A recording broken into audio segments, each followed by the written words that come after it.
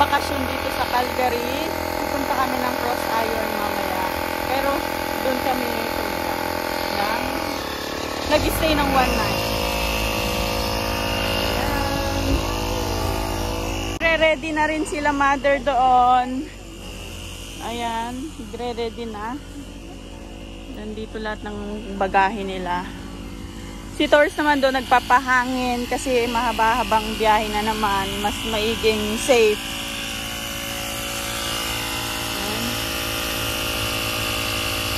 So on the way na kami papuntang Cross Iron Mills. Ang sabi, ang bukas daw ay 11. So medyo tatambay muna kami sa parkingan.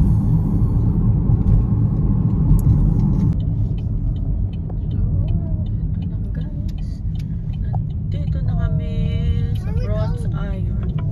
So, you have arrived. Ang bukas daw ay alas 11. So, ang gagawin namin, mag-stay lang muna kami dito na ano lang siguro. Mga 1 oras din. Tapos ipunta na kami ng Drumheller. Dito kami sa gate 4. So ito, papasok na kami sa Cross Iron. Tulog daw si Bryson eh. Okay. There. There. Oh, ito yung shoes oh. Guys, nakita ko lang oh. Look at that. Ang ganda. Amazed na amazed ako. Wow. So, papunta na kami ng Drumheller. Nagpagas lang kami sa Petro Canada. And then, si Mama umihi din. Kaya, tumigil muna kami. Bingo. Okay. So, yung travel pala namin papuntang Drumheller ay mga 1 hour and 11 minutes din. Kaya si Tors kupit na ng kupit ng pagkain. Hindi na kaya. Gutom na. Ayan. Ayan. Malapit na kami. In 5 minutes.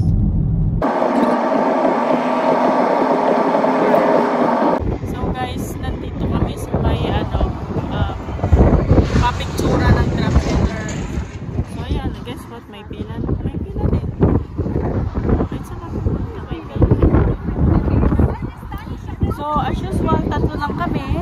Kasi alam nyo na, mga bata ay tulog. Papapicture si Abby. Gusto din niyang buwis buhay din, stand.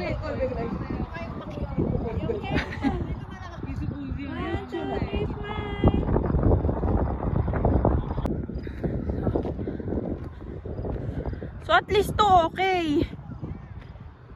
Parang natatakot ako. Parang hindi yata okay.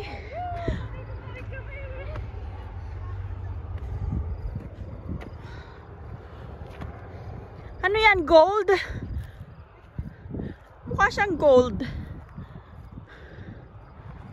Kung golden, hindi na muna ako. Hindi po yan. Parang ngayon oh. So ayan yung view. So yung iba hanggang dun sa tuktok. Hindi namin kaya yun.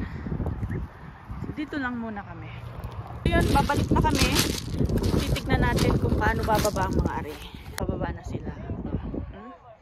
Titignan natin kung may madudulas.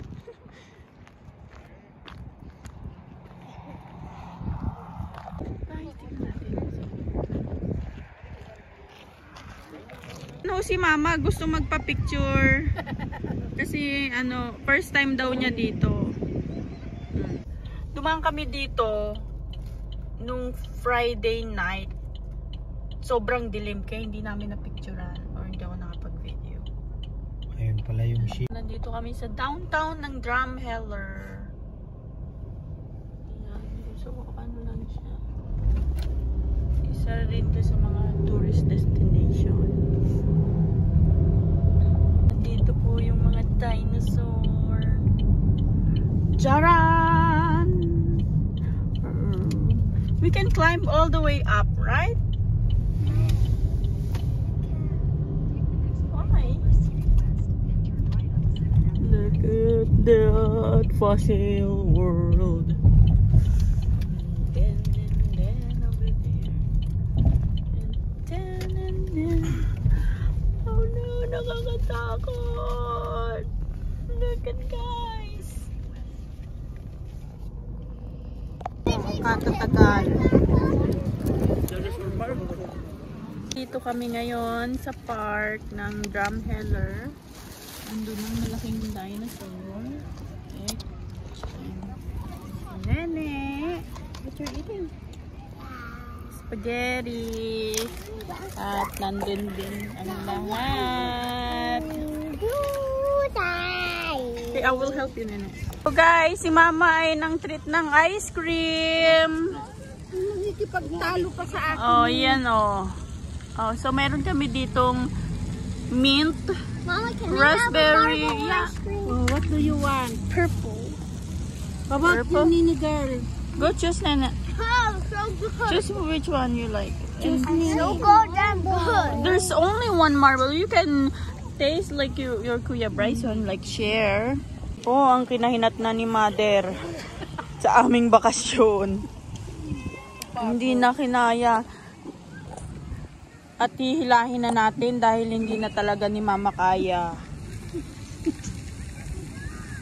So, yan na po. Oh. So, nakabalik na kami sa loob ng sasakyan. Pa-travel na kami papuntang Saskatoon. So, ayun si Bino, siya ang driver nila ngayon. Dahil si Papa ay kailangan matulog. So, see you! So, yan na. Pabalik na kami ng Saskatoon. Tingnan nyo guys, ang ganda ng view.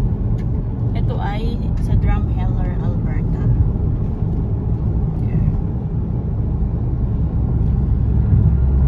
So, ayan.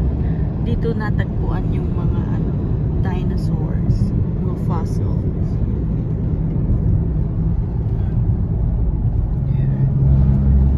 Ang oras na ay 4:58 na ng hapon.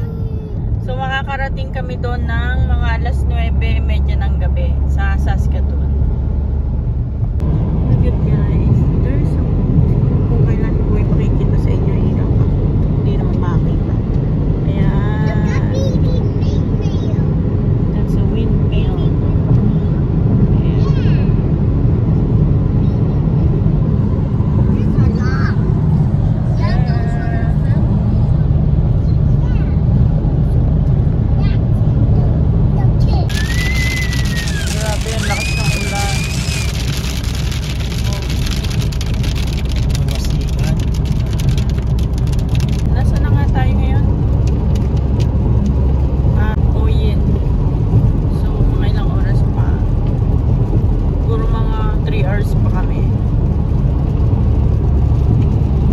Galing kami sa loob ng team. As usual, hindi ko na videohan.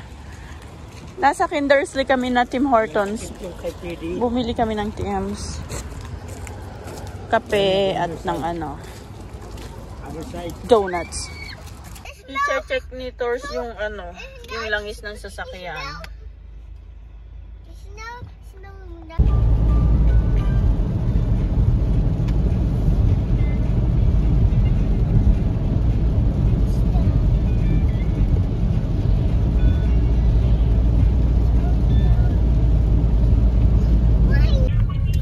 Malapit na kami sa aming bahay.